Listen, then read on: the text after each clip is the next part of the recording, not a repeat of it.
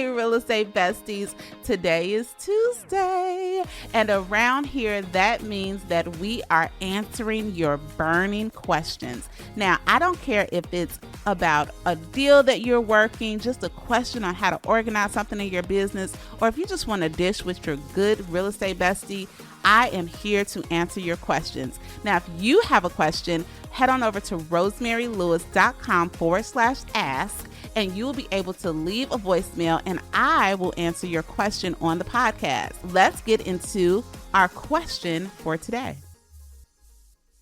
Hey, besties. Okay, our question today is coming from Joy Avery. She's one of the besties in our Facebook group, and she wants to know more about building your sphere when you are new to an area or your sphere is slim.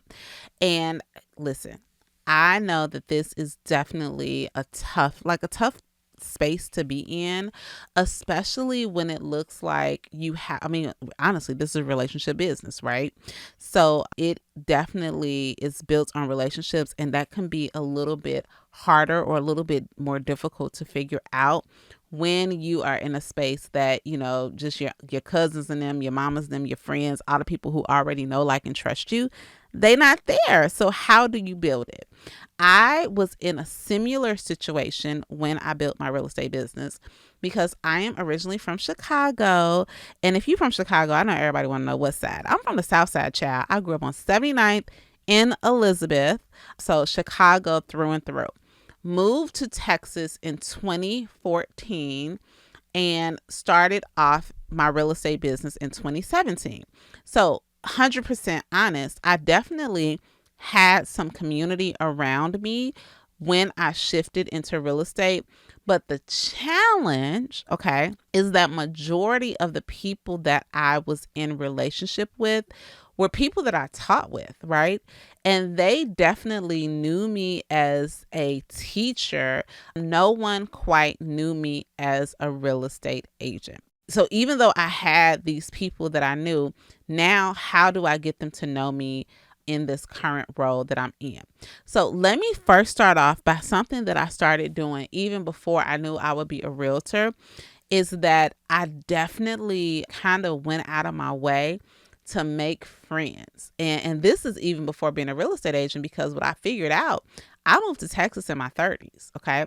And you know how, like, when you get to your 30s, you be like, oh, girl, we should get together for lunch, or, yeah, I'm going to meet you. And then months go past and you don't ever meet with that friend. But it's okay because y'all been friends forever and, they'll be there when I need you.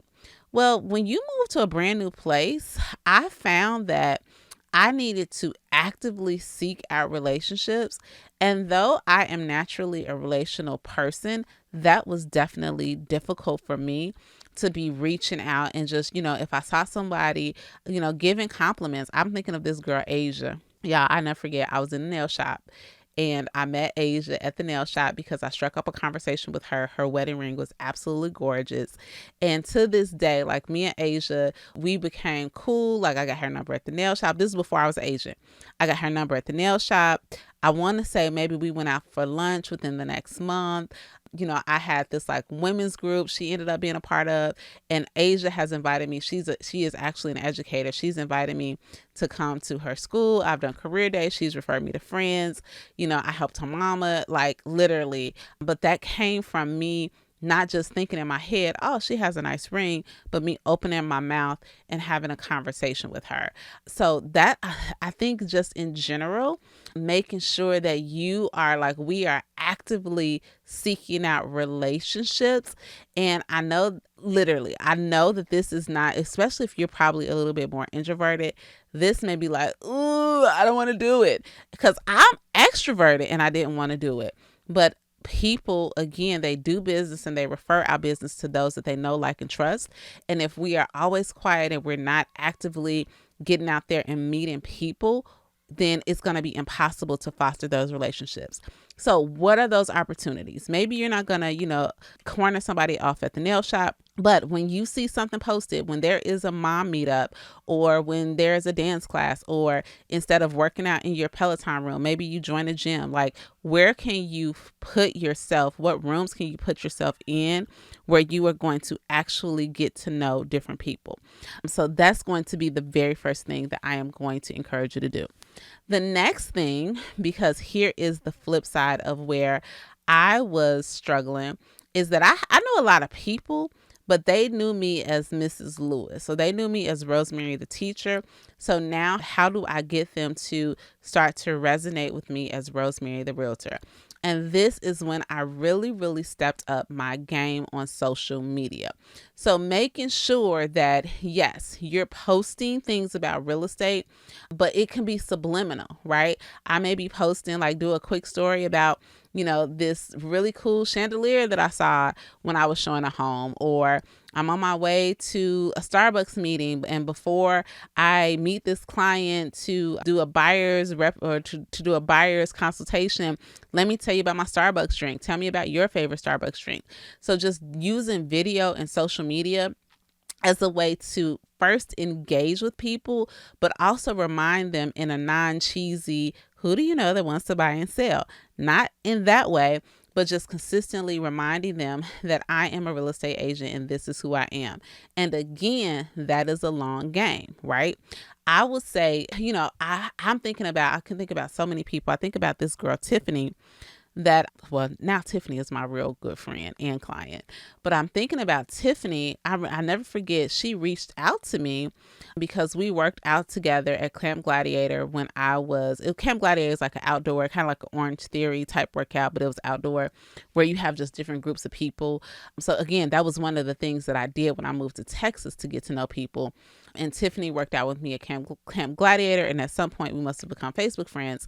And I remember her reaching out to me on Facebook Messenger like, hey, I thought you were a teacher, but I'm looking at your Facebook and you sell real estate. And I'm like, oh yeah. And I was doing this thing weekly where I was showing a model home, and Tiffany would comment, and then me and her just became acquainted. Well, long story short, when it was time for Tiffany to build her dream home, she came right to me. And if I wasn't showing up on social media and giving her the opportunity to become acquainted with me as a real estate agent, and not let her only affiliation with me be when I was a teacher, then I would have missed out on not just the opportunity to serve her, but the opportunity to now serve all of the friends and family that Tiffany has since referred me to.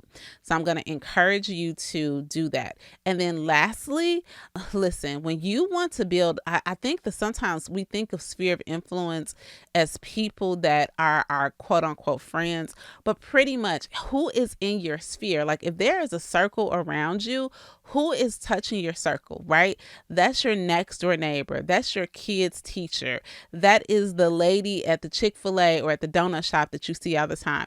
That is your nail tech. That is your kid's dentist. Like I could keep going on and on, but I think you know what I mean.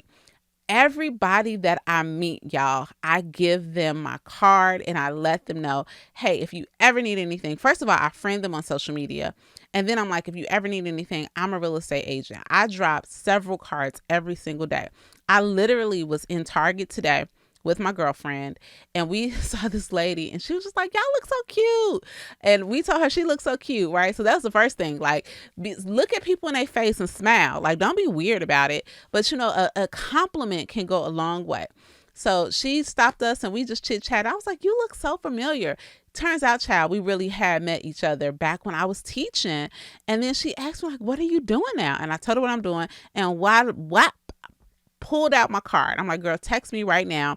She couldn't text me because her phone was in the shop. That's what she was in the store getting her phone case fixed or whatever. But long story short, everybody that you meet, it is an opportunity to have a conversation with them and let them know who you are, and don't be bashful about it. We're not going to be a secret agent. You are going to continue to make sure everyone knows who you are. But I will say this, okay? Because here's a little dose of reality, is that if you are in a brand new space, okay, it may take a while before you are able to consistently start to see business coming from your sphere of influence. So as you are building your sphere, you also will likely need to be looking at and doing other direct sources of lead generation for people who are ready to buy and sell now, as opposed to like your sphere is almost like a crock pot, right? You're putting them in a crock pot, you're keeping them warm so that when they're ready, they know to come to you. So again, like although when I first got into the business, I was active on social media and I was reaching out to neighbors and farm my neighborhood and all that stuff, I was also cold calling, right? I was also doing open houses every weekend, right? Saturday and Sunday. I was also door knocking, right? I was doing everything that I could. I was going to networking events. I was doing everything that I could to get some right now business until my sphere of influence started to resonate with me as a real estate agent. So I don't want people to get discouraged, because I think sometimes, again, we want this business to be microwaved when a lot of it, especially as it relates to developing, and because when I think of sphere of influence, I think about developing a referral based business, which I totally think is possible. I totally think it is possible to develop a referral based business that is consistent. But I do think that right out the gate, we might have to have some other more direct ways until our sphere starts to recognize us as their trusted real estate professional. Okay. I hope this was helpful for you. I hope I gave you a few things to think about. And if nothing else, I hope you put 10 business cards in your wallet right now and don't come back home today until all 10 of them gone, right? Talk to the people, let them know who you are. Oh, where do you live? Oh, yeah, I'm a real estate agent. Do you like living over there? Okay, here you go. Like find a way to have the conversation, be a solid person, and, be the type of person that my friend TK, he says this: if you want a friend, be a friend. Right? I forgot to say this too. Another good thing on the whole, if you want a friend, be a friend. Be the type of person that refers people out, right? Maybe you stop and you find out about small businesses in your area and you make it your business to share those small businesses with other people. And then we end up getting reciprocity from those things. And you're not just sharing, hoping that you get something back, but we reap what we sow. So if you sow good seeds on other people's businesses, then it's biblical. It will come back to you in some shape or form. All right, besties. I'll talk to you soon.